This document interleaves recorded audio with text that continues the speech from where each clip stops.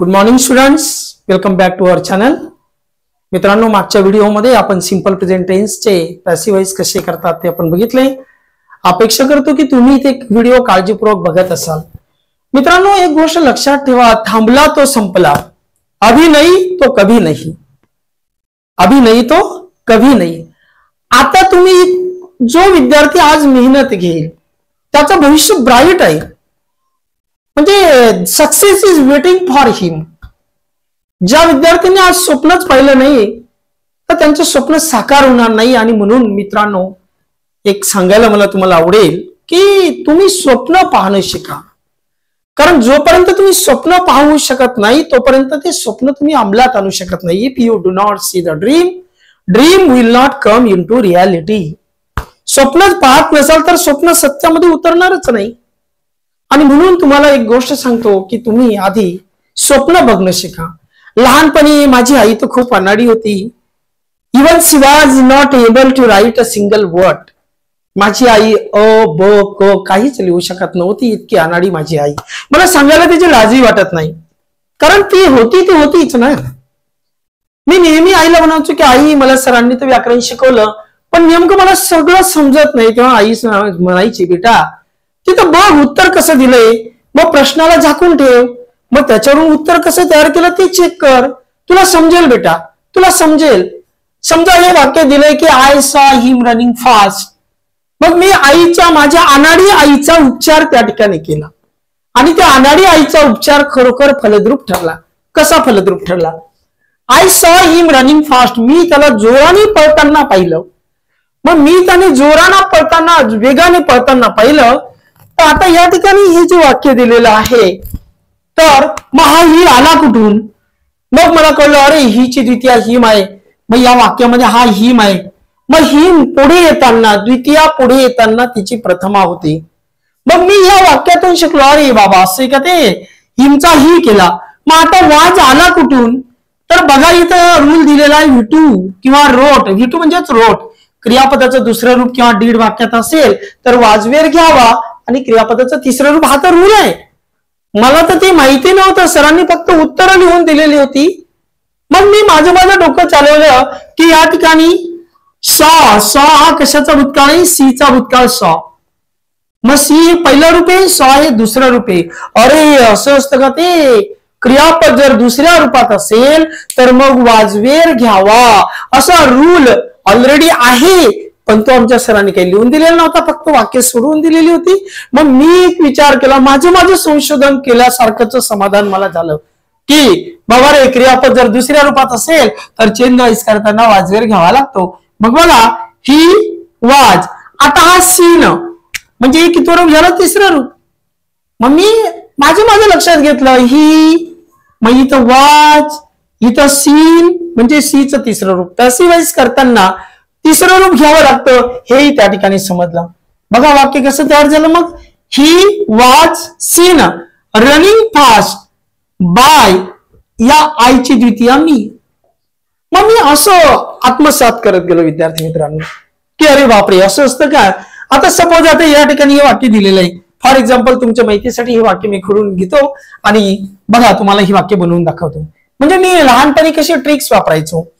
Okay, असं आहे का? आताकडे अवर पॅरेंट लव्ह अस, आपल्या आईवडील आपल्यावर प्रेम करतात. मग आता या ठिकाणी अस आहे, क्रियापदाच्या शेजारी ऑब्जेक्ट असतं आणि या असचा आता आपण पुढे येताना काय घ्यावं लागेल? अरे हो, वीची द्वितीया अस आहे. मग आपण घेतला वी. क्रियापद कोणत्या रूपात आहे? पहिल्या रूपात आहे. मग क्रियापद जर पहिल्या रूपात असेल तर आपल्याला अमिजार पैकी घ्यावं लागेल. बघा, क्रियापद पहिल्या रूपात राईट किंवा राईट्स असेल किंवा वाक्यात डूडज असेल तर आपल्याला अमिजार आणि वित्री घ्यावा लागतो. मग मी त्याच पद्धतीने प्रयोग करत गेलो. आज 24 झाला, लव क्रियापद पहिल्या रूपात आहे. आता मला पर्याय आहे अमिजार, कारण अशी अनेक वाक्य मी बघितले आणि मग तेव्हा मला कळलं की अरे बापरे, क्रियापद जर पहिल्या रूपात असेल किंवा वाक्यामध्ये जर का डूडज असेल तर आपल्याला अमिजार घ्यावा लागतो. हे मी ऍक्च्युली सरांनी शिकवलंही असेल. I don't want to blame to my English teacher. माझ्या इंग्रजीच्या शिक्षकांना दोष द्यावे हा माझा उद्देश नाही आहे, पण त्यांनी लिहून दिलेलं, तोंडी सांगितलेलं असेल, रूल कदाचित लिहून दिले असतील, तेव्हा मी गैरहजर असेल. पण मित्रांनो, मग मी माझ्या स्वतः त्या वाक्यांशी भांडण्याचा प्रयत्न करायचो आणि त्या भांडणांमधून एक छान असं आउटपुट मला मिळायचं. मग बघा अचावळी आता क्रियापद पहिल्या रूपात आहे. मग आम्हाला ऍमिजार पैकी घ्यावं लागेल. मग वीला लागतो आर. आता क्रियापदाचं तिसरं रूप लवचं लाऊट. आता काय उरला बाय. कोणाकडून तर बाय अवर पॅरेंट. मग बाय अवर पॅरेंट.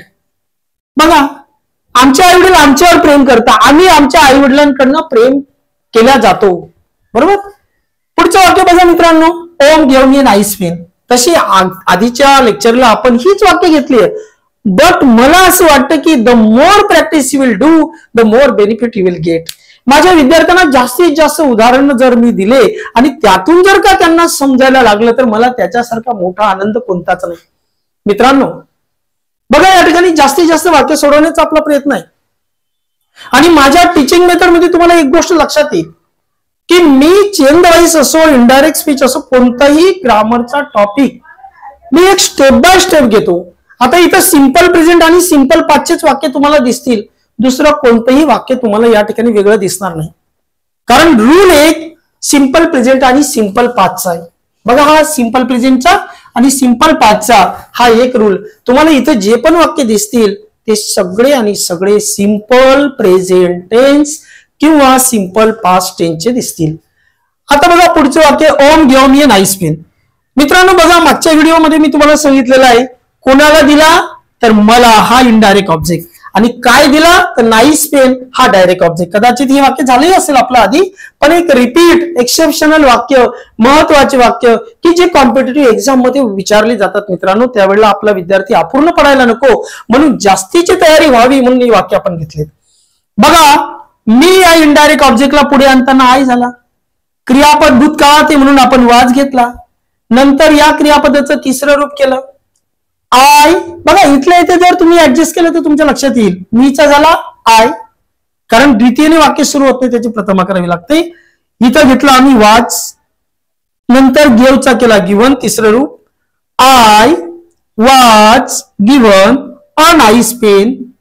इथं घेतला बाय आणि ओम. अशा पद्धतीने पहिलं वाक्य तयार झालं. आता मित्रांनो सेकंड ऑब्जेक्ट जे आहे आता ओमने मला नाईस पेन दिला तर काय दिला नाईस पेन तर नाईस पेन हे डायरेक्ट ऑब्जेक्ट आहे. आता आपण या डायरेक्ट ऑब्जेक्टने वाक्य चालू करतोय. बघा अ नाईस पेन दिसलंय तुम्हाला. अ नाईस पेन वाक्य भूतकाळाचे वाज घेतला. गिव्हचा गिव्हन केला तिसरं रूप. अ नाईस पेन वाज गिव्हन टू मी. आता इथे टू घेणं आवश्यक वाटतंय म्हणून आपण त्या ठिकाणी टू घेतला. अ नाईस पेन वाज गिव्हन टू मी बाय ओम. मित्रांनो या पद्धतीने आपलं तिसरं वाक्य झालं. आता या वाक्यामध्ये I right a daily page every day. आता हा एव्हरी डे हा पूरक भाग झाला. बघा ऑब्जेक्ट आहे क्रियापदाच्या शेजारी जे असतं ते ऑब्जेक्टच राहतं. मग ते डायरेक्ट असो का इनडायरेक्ट असो. डायरेक्ट शोधण्यासाठी व्हॉटने प्रश्न विचारा. इनडायरेक्ट ऑब्जेक्ट शोधण्यासाठी होमने प्रश्न विचारा. येणारे उत्तर तुम्हाला डायरेक्ट की इनडायरेक्ट समजून जाईल. आता बघा I right a diary page. आता मी काय लिहितो व्हॉटने प्रश्न विचारला डायरेक्ट ऑब्जेक्ट भेटलं अ डायरी पेज. मी डायरेक्ट अ डायरी पेज ऑब्जेक्ट पुढे घेतला. अ डायरी पेज सिंगल आहे क्रियापद वर्तमान काळात आहे. अमेजार पैकी मी या ठिकाणी इज घेतला. अ डायरी पेज इज राईटचं तिसरं रूप रिटर्न. त्याच्यानंतर बाय मी आणि हा जो एव्हरी डे पूरक भाग हा शेवटी घेतला. ऍक्च्युली बघा तुम्ही हे वाक्य असं पण सोडवू शकता मित्रांनो. A diary page is written every day by me. म्हणजे कर्ता आणि कर्त्याची जी द्वितीय आहे बाय आणि द्वितीय ते शेवटी घेतलं तरी चालते आणि पूरक भाग आधी घेतला तरी चालतो किंवा बाय आणि द्वितीय घेऊन पूरक भाग शेवटी घेतला तरी चालतो. दोघं पद्धतीचे वाक्य चालतात. He stole my pen in school. आता इन स्कूल काय झाला पूरक भाग झाला. त्याने माझा पेन शाळेत चोरला. त्याने माझा पेन शाळेत चोरला. बघा आता स्टोल म्हणजे चोरला. Steel stole stolen. बरोबर. मग आता या ठिकाणी काय चोरला तर माझा पेन. माय पेन ऑब्जेक्ट झाला हा डायरेक्ट ऑब्जेक्ट घेतला. माय पेन स्टोल भूतकाळात बघा जेव्हा क्रियापद दुसऱ्या रूपात किंवा डीड असेल तर वाजवीर घेतात आणि वित्री घेतात. इथं स्पष्ट लिहिलेलं मित्रांनो. ही वाक्य तुम्ही काळजीपूर्वक अनुभवा बघा. तुम्हाला जर काही अडलंच तर पुन्हा इकडे या.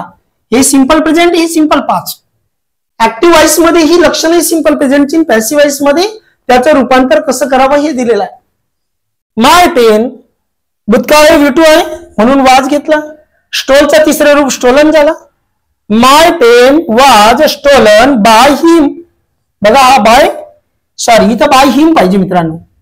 माय pen was stolen by him. In school हा कॉम्प्लिमेंट म्हणजे पूरक भाग म्हणूया आपण त्याला. उर्वरित भाग हा शेवटी घेतला. आता तुम्ही हा बाय हिम शेवटी जरी घेतला फॉर एक्झाम्पल बघा आता मी काय करतोय. My pen was stolen in school by him. बघा हे असंही लिहिलं तरी चालते. हा बाय हिम इथं घेतला तरी चालतो. कॉम्प्लिमेंटच्या आधी पूरक भागाच्या आधी घेतला तरी चालतो किंवा नंतर घेतला तरी चालतो. वाक्य नंबर 6 मित्रांनो.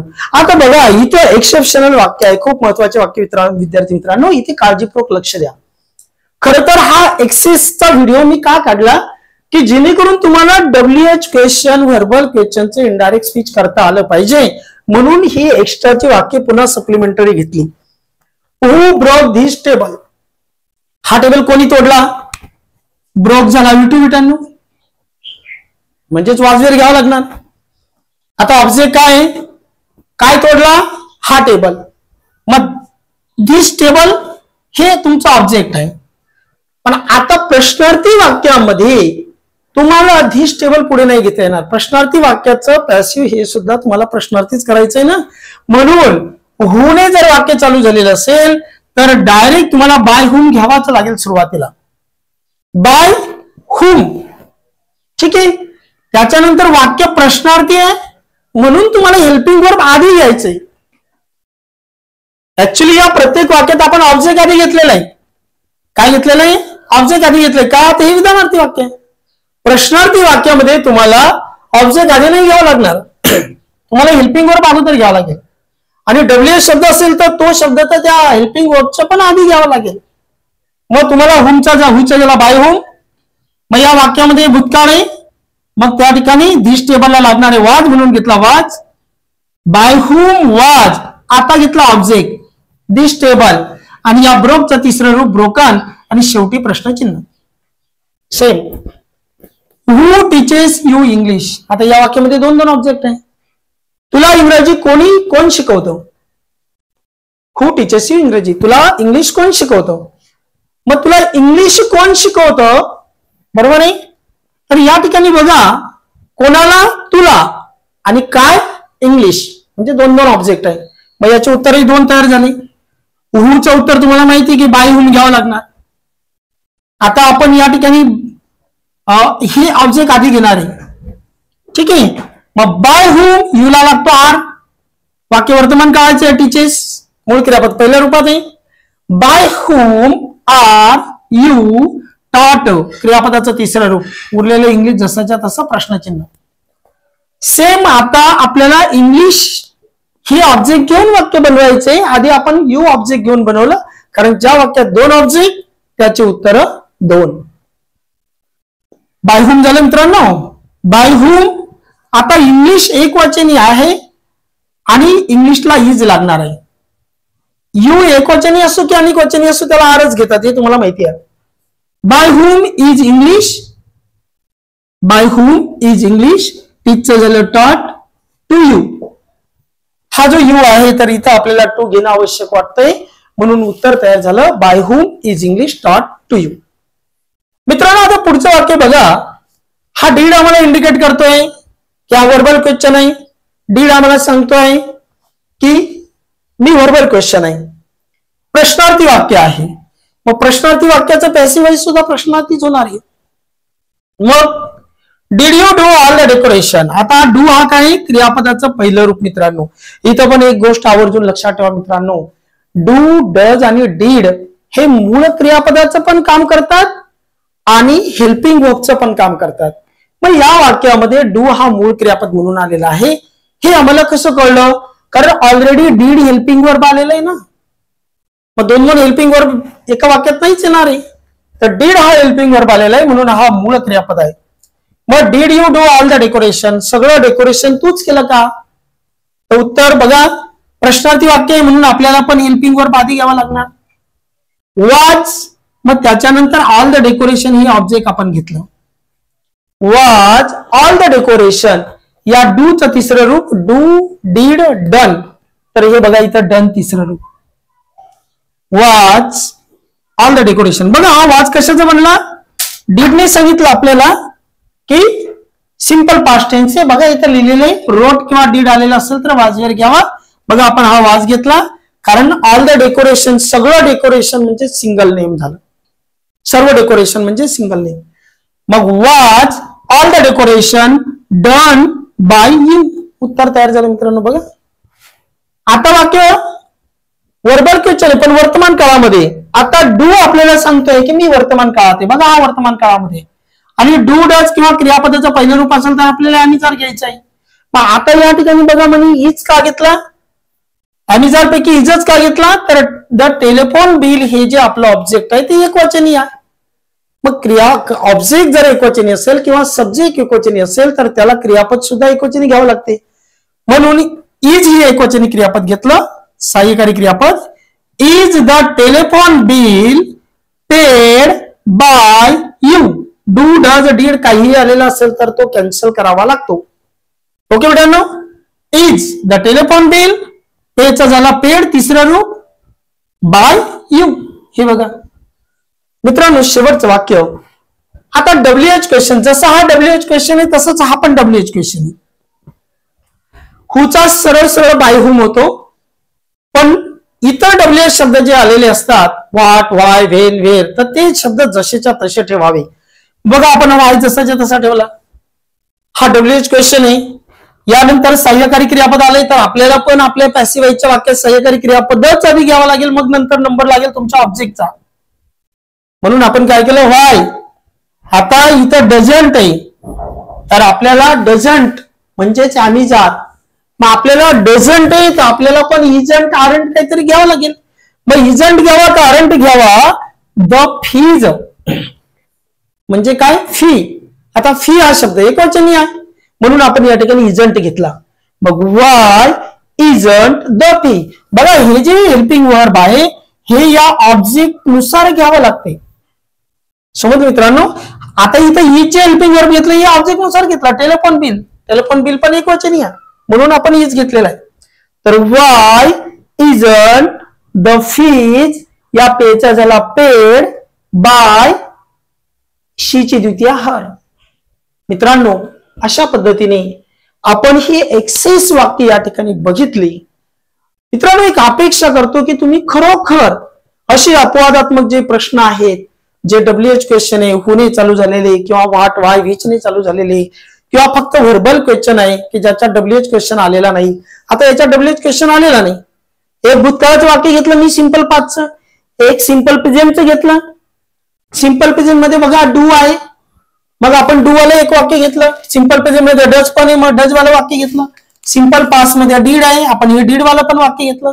मित्रांनो अशा पद्धतीने व्हर्बल क्वेश्चन आणि डब्ल्यूएच क्वेश्चन सर्व प्रकारचे क्वेश्चन आपण या ठिकाणी काय करण्याचा प्रयत्न केला, ऍड करण्याचा प्रयत्न केला.